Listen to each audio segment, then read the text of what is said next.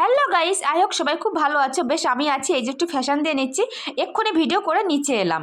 আর এদিকে দেখো আমার বরের কি অবস্থা, নিচে শুয়ে পড়েছে, ওনার নাকি ভীষণ গরম লাগছে। এদিকে আমার মহারানী প্যাপা করছে চিপস খাওয়ার জন্য, কারণ ও সারাদিন তেমন কিছুই খায়নি। আর চিপস তো বেশি একটা খাওয়া ভালো না, তারপরে ওই একটা করে দিই, এক প্যাকেট করে দিই ব্যাস। আর এবার আমি দেবো হচ্ছে বড়ি। আগেরবার তো বাড়ি গিয়েছিলাম, মা বানিয়ে দিয়েছিল 2 কিলো ডালের বড়ি। তো কুমড়ো আনা হয়ে গেছে, কালকে সকালে আমি ভিজিয়ে দেবো আর রাতে বেটে রাখবো, তাহলে সকালে দিতে আমার সুবিধা হবে। দেন আমার সোনা ঘুমিয়ে গেছে, এবার আমি একটু রেস্ট করব, কারণ ভিডিও করে আসলে না ভীষণ কষ্ট হয়ে যায়। সে ডান্স না করলেও যেমনই ভিডিও করি না কেন ভীষণ কষ্ট হয়, কেন কি জানি ক্লান্তি লাগে। তো এদিকে আমার পা প্রচণ্ড ঠান্ডা হয়ে গেছে, তার জন্য আমি রুম হিটারে একটু পা গরম করে নিচ্ছি। এবার আমি একটু রেস্ট করব। আবার মনে হচ্ছে কি জানো তো, একটু স্ন্যাক্স খাই, যেহেতু শীতের সময় তো। কিন্তু ওই মধ্যপ্রদেশের স্ন্যাক্স তো যা পাওয়া যায় আমার ভালো লাগে না, ওই কচুরি ফচুরি আমার খেতে ইচ্ছা করে না। তো অনেকক্ষণ একটু রেস্ট করার পরে ভাবছি কি করি, যেই আমার সোনা উঠে গেছে তখন আমি এসেছি। আগে ভাবছিলাম ফুলকপির পকোড়া করব, তারপরে ভাবলাম অনেকটা দেরি হয়ে যাবে, কারণ অনেকটা সময় লাগে তো ভাজতে।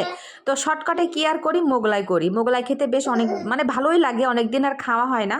তো এই যে একটু পেঁয়াজ আর ধনিয়া পাতা আর লঙ্কা দিয়ে একটু করব ঝাল ঝাল করে, যেহেতু আমার প্রতিদেব ঝাল ঝাড়া কিছু খেতেই চায় না, আর আমারও বেশ ভালোই লাগে ঝাল ঝাল। যে মোগলাইটা এখন করব না ফাঁকিবাজ করে, কারণ তেল যতটা কম খাওয়া যায় শরীরের পক্ষে ভীষণ উপকার।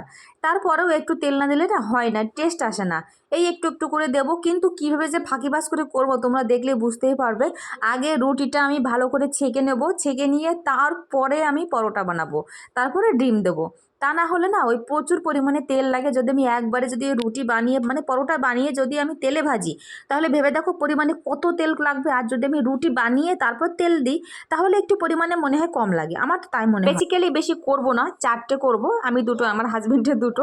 আর আমার সোনা তো সব খাবেই না, ও মনে চেলো তো খেলো, না হলো আর খাবে না। তোমাদের সাথে ভয়েস দিচ্ছি, কথা বলছি, কিন্তু এদিকে আমার মহারানী যে এত ডিস্টার্ব করছে, যেই আমি কথা বলছি সেই ও কথা বলছে, যেই আমি চুপ করছি সেই ও চুপ করে যাচ্ছে।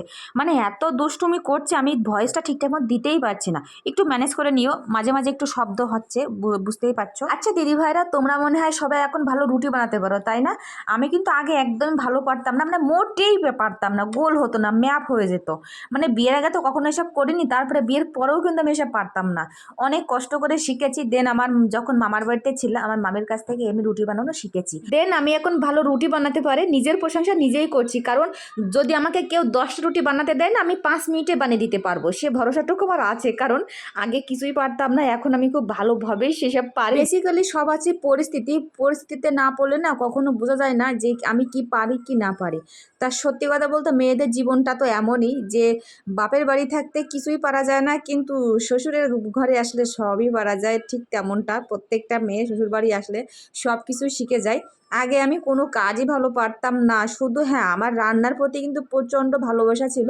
আমি রান্না করতাম প্রতি শুক্রবার করে। এই করে আমি রান্না কিন্তু বেশ ভালোই পারি। আর এখন বিশেষ করে চোখে যা দেখি রান্না বাড়া, মানে খুব ভালোই পারি, অসুবিধা হয় না। এই বেশিরভাগ স্পাইসি খাবারগুলো আমি বেশি ভালো পারি। আর আদার্স বা বেশি একটা ভালো পারি বা না পারি মানে চেষ্টা করি না অন্য খাবার, কিন্তু এই স্পাইসিগুলো বেশি চেষ্টা করি। আর বানাই মাঝে মাঝে, বেশ বানাই। যেহেতু মধ্যপ্রদেশে না ভালো তেমন কিছু পাওয়া যায় না, মানে বাঙালিদের জন্য ভালো কিছু পাওয়া যাবে না। আমার তো কোনো খাবারই ভালো লাগে না এই জায়গায়। আমি তো বারবারই শুধু এক কথাই বলে যাচ্ছি, কিন্তু কি করব, নিজে নিজে করে খাই। তাই তোমাদের সাথে একটু শেয়ার করি যে এই জায়গায় মানে কিনে যে খাবো, কিনে খেয়েও কিন্তু একটা শান্তি আলাদা, মানে করে তো খেতে হয় না, কিন্তু কিছু করার থাকে।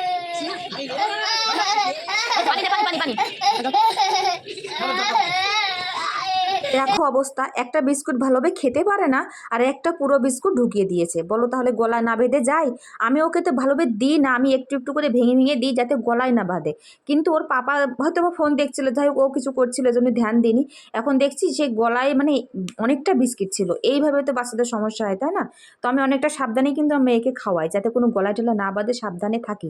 তো যাই হোক, এই যে আমি করছি এখনো পর্যন্ত, এখনও আমার চলছে। 4টে রুটি বানাতে আমার কত সময় লাগলে বলো? অনেকটা সময় লেগেছে। কারণ তোমরা হয়তো অনেকে বলবে যে এই তো ভাষণ দিলে যে আমি রুটি এত ভালো পারি, এখন কেন এত দেরি হচ্ছে আমার মেয়েটার জন্য। কারণ মেয়েটার কাছে গিয়ে অনেকটা সময় লাগলো, ওই যে কান্নাকাটি চিল্লাচিল্লি করছিল, এই জন্য বেশ সময় লাগলো।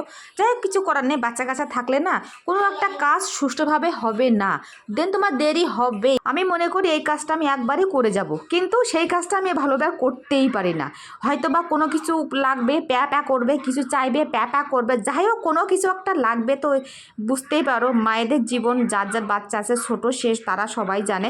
হ্যাঁ, কারোর বাচ্চা অত্যন্ত শান্ত আর কারোর বাচ্চা খুবই দুষ্টুমি। আমার বাচ্চা বেশি শান্তও না আবার বেশি দুষ্টুমিও না, মানে মাঝামাঝি পদে আছে। তারপরেও আমার যে সময় কীভাবে চলে যায় আমি নিজেও বুঝতে পারি না, শুধু বাচ্চার পিছনে দৌড়তে দৌড়তে। তো এই যে আমি এখন এগ রোলের মতো রোল করে নিচ্ছি, মানে রোল বলা যায় যেটা।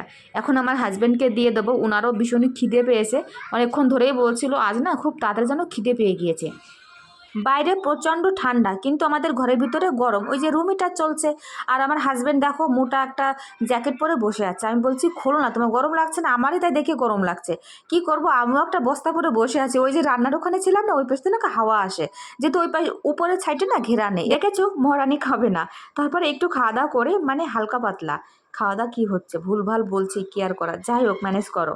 এবার আমার সোনাকে নিয়ে একটু দুষ্টুমি হচ্ছে, আর আমার সোনাতে এইভাবে আমি শুয়ে পড়েছি, ও সোনা অড্ডাপাস করে শুয়ে পড়েছে। এত দুষ্টু হয়েছে, এত দুষ্টু হয়েছে বলার মতো না। ওর সাথে সারাদিন এইভাবে মজা করো আর কি করো, কোনো ব্যাপার না, ও ভালোভাবে বিন্দাস কাটাবে। কিন্তু ও একা একা থেকে না ওরও মনে বোর লাগে ভীষণ আকারে, যেহেতু ওর কোনো খেলার সাথে নেই। আর এইখানটা খেলার সাথে আছে, নেই তা না, কিন্তু আমার ভালো লাগে না ওদের, মানে কেমন জানি ধুলো বালি নোংরার ভিতরে থাকে।